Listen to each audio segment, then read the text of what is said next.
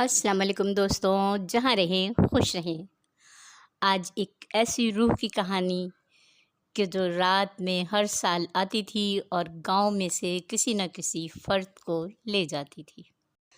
پچھلے 26-27 سالوں سے اس چھوٹے سے گاؤں کے لوگ خوف کا شکار تھے۔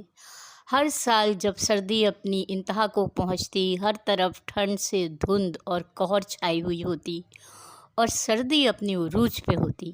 اتنی سردی کہ دو کمبل اور لحاف لینے پہ بھی کمبل اور لحاف کے اندر کپ کپی ہوتی، اور یہ کپ کپاہٹ اس وقت زیادہ بڑھ جاتی جب رات کے سناٹے میں دور کہیں سے کھٹ کھٹ کھٹ لکڑی کی لاٹھی رات کے سناٹے میں سناٹے کا سینہ چیرتی آواز ٹھک ٹھک ٹھک، اور جہاں جہاں جس کان میں یہ آواز جاتی اس کا خوف سے دم نکل رہا ہوتا کہ نہ جانے کس کے دروازے پہ یہ کھٹ کھٹ کی آواز رکے گی اور زور زور سے دستک ہوگی، اور جب تک دروازہ نہ کھل جائے دروازے پہ دستک جاری رہے گی، اور دروازہ کھل جانے کے بعد اس گھر کا ایک نہ ایک فرد موت کا شکار ہو جاتا۔ اب سے تقریباً 50 سال پہلے اس گاؤں کے لوگ بہت خوش باش ہنسی خوشی رہتے تھے۔ کوئی خوف نہ تھا، کوئی ڈر نہ تھا، نہ کسی دستک کا خوف۔ نذیرہ بی بی غریب کسان کی بیوی تھی۔ 5 بچوں کے ساتھ نذیرہ بی بی اور اس کا شوہر یوں کل 7 لوگ ہو جاتے، اور ان کے چولہے پہ پکا کھانا ان لوگوں کے لیے پورا نہ پڑتا۔ جیسے تیسے کھینچ تان کر کے نذیرہ گھر چلا رہی تھی کہ اس کے گھر چھٹی اولاد کی آمد ہو گئی۔ جانے اس کے دل میں کیا آیا کہ 3 بیٹوں اور 2 بیٹی کے بعد اس تیسری بیٹی کی آمد پہ اس نے اس کا نام حور بی بی رکھ دیا۔ لیکن جب بھی نظر ڈالی تو گہری سانولی رنگت کی کمزور سی بچی، لیکن ماں تھی، صبر کا گھونٹ پی کے رہ گئی۔ اس کے باقی بچے اچھی صورت شکل کے تھے۔ حور بی بی وقت کے ساتھ ساتھ بڑی ہونے لگی، گرچہ حور بی بی کا ناک نقشہ اچھا تھا لیکن رنگت بہت گہری تھی، شاید اس کے نصیبوں کی طرح۔ بچپن میں بیری کے پیڑ سے بیر توڑنے کے چکر میں حور بی بی کے پیر میں ایک کانٹا لگ گیا۔ بظاہر کسی نے کھینچ کے وہ کانٹا تو نکال دیا، لیکن اس کی نظر نہ آنے والی پھانس اس کے پیر میں رہ گئی، اور آہستہ آہستہ یہ زخم بڑھتا گیا، پیر میں پس پڑتا گیا، جسے اس کی ماں گرم پانی سے صاف کر دیتی تھی، اور پھر ادھر ادھر سے مانگ تانگ کے تھوڑا سا ٹائل کم پاؤڈر اس پہ لگا دیتی تھی۔ کھانے کو ہی پیسے پورے نہ ہوتے تھے، علاج کہاں سے کراتی؟ حور بی بی کو چلنا اب مشکل ہو رہا تھا۔ وہ بڑی ہوتی گئی لیکن اب اس پیر سے چلا نہ جاتا تھا، اور پھر اس نے لکڑی کا سہارا لے لیا۔ وہ جہاں سے بھی گزرتی لکڑی کی ٹھک ٹھک ٹھک دور تک گونجتی تھی۔ وقت گزرتا گیا، بھائیوں کی شادیاں ہو گئیں، بہنیں بھی جیسے تیسے بیاہ کے دور کے گاؤں میں چلی گئیں۔ 2 بھائی شہر میں نکل لیے، ایک وہیں گاؤں میں رہتا رہا۔ ماں باپ مر چکے تھے۔ بھاوش تو حور بی بی کو دیکھنا ہی پسند نہ کرتی تھی۔ اس نے تو حور بی بی کے کمرے کے ساتھ اس کا باہر آنے جانے والا دروازہ بھی الگ باہر کی طرف نکال دیا۔ اب بیچاری حور بی بی کیا کھاتی کیا کرتی؟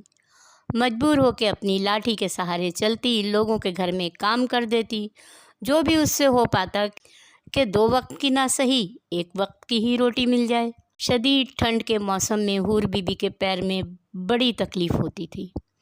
موسم کو کسی کی تکلیف سے کیا، لیکن انسان تو موسم سے بھی زیادہ خود غرض ہے، اسے کسی کی تکلیف کا اتنی جلدی احساس نہیں ہوتا۔ اب تو حور بی بی کو کوئی ترس کھا کے کھانا دے دے تو دے دے، ورنہ وہ بھوکی پڑی رہتی، اور جب بھوک سے بہت زیادہ نڈھال ہو جاتی تو لاٹھی کے سہارے ٹھک ٹھک ٹھک کرتی ایک ایک کا دروازہ بجاتی، روٹی دے دو، بھوک لگی ہے کچھ دے دو، لیکن کسی کا دروازہ نہ کھلتا۔ اور پھر ایک سرد رات حور بی بی ٹھنڈے فرش پہ پڑی تھی، ٹھنڈ سے زیادہ بھوک اسے بے چین کر رہی تھی، بخار بھی ہو رہا تھا، پیر کی تکلیف بھی شدید تھی۔ وہ ہمت کر کے اپنی لاٹھی کے سہارے باہر نکل گئی۔ ایک دروازہ کھٹکھٹایا، کچھ کھانے کو دے دو، بھوک لگی ہے۔ اگلا دروازہ بجایا، بھوک لگی ہے۔ سارے دروازے بند تھے، سب لمبی تان کے سو رہے تھے۔ بھائی کے دروازے جانے کی اس میں ہمت نہ ہوتی تھی۔ بھاوج کی کڑوی کسیلی باتیں اس کا دل چیر دیتی تھیں۔ اسے کہیں سے کھانا نہ ملا، کسی نے دروازہ نہ کھولا۔ آخر اس کے بھائی کا گھر آ گیا۔ اسے بھاوج کا رویہ یاد آ گیا۔ دروازے پہ دستک دیتا ہاتھ رک گیا اور وہ وہیں گر گئی۔ صبح لوگوں نے دیکھا کہ بھائی کے دروازے کے باہر حور بی بی مردہ حالت میں پڑی ہے، سردی اور بھوک سے آزاد بے خبر سو رہی ہے۔ اور پھر تو ہر سال یہی ہونے لگا۔ رات کے کسی پہر ٹھک ٹھک ٹھک کی آواز گونجتی اور جس کا دروازہ اس دستک پہ کھل جاتا اس کے گھر کے فرد کی موت یقینی تھی۔ اس کا پہلا شکار اس کی بھاوج تھی۔ سردی اپنے عروج پہ تھی۔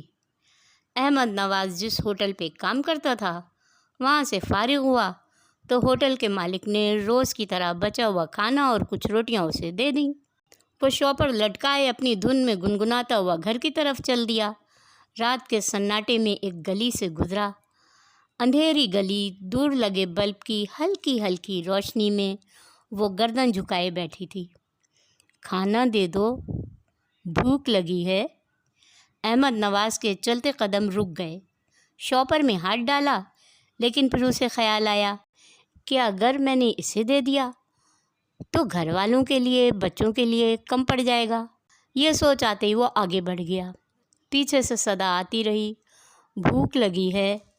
وہ اپنے گھر کی طرف بڑھا چلا جا رہا تھا، لیکن اسے خبر نہ تھی کہ حور بی بی کا یہ بھوت اس کے پیچھے پیچھے ہے۔ دستک دی، دروازہ کھلا، وہ گھر کے دروازے کے اندر داخل ہو گیا۔ کھانا دیکھ کے بیوی بچے بہت خوش ہو گئے، جبکہ وہ پہلے سے ہی کھانا کھا چکے تھے کہ آدھی رات کے سناٹے میں آواز گونجی، ٹھک ٹھک ٹھک۔ احمد نواز کا بوڑھا باپ آنگن میں پڑی چارپائی پہ لیٹا تھا۔ دروازے پہ دستک ہوئی، کھانا دے دو، بھوک لگی ہے۔ احمد نواز کی سوتے سے اچانک آنکھ کھلی۔ ایسا لگا جیسے یہ دستک، یہ آواز اسے اپنی طرف کھینچ رہی ہے۔ وہ گھبرا کے تیزی سے اٹھا اور باپ روکتا ہی رہ گیا۔ اس نے دروازہ کھول دیا، اسے کوئی دکھائی نہ دیا۔ دروازہ بند کر کے جیسے ہی پلٹا اسی لمحے ٹھوکر لگی۔ اٹھنا چاہا لیکن اٹھ نہ سکا۔ بیوی رو رو کے سسر کو آواز لگا رہی تھی، ابا اسے اٹھاؤ، اب یہ کبھی نہیں اٹھے گا بیٹا۔ بوڑھے باپ نے کپ کپاتی آواز میں کہا۔ گاؤں میں ہر سال ہونے والی اس کھٹ کھٹ کھٹ کی آواز اور دستک پہ لوگ سہمے ہوئے رہنے لگے تھے۔ حور بی بی کا بھائی گردن جھکائے کافی دیر تک سوچتا رہا۔ اس کے دماغ میں بھی یہ سب سوچیں اور موتیں چل رہی تھیں۔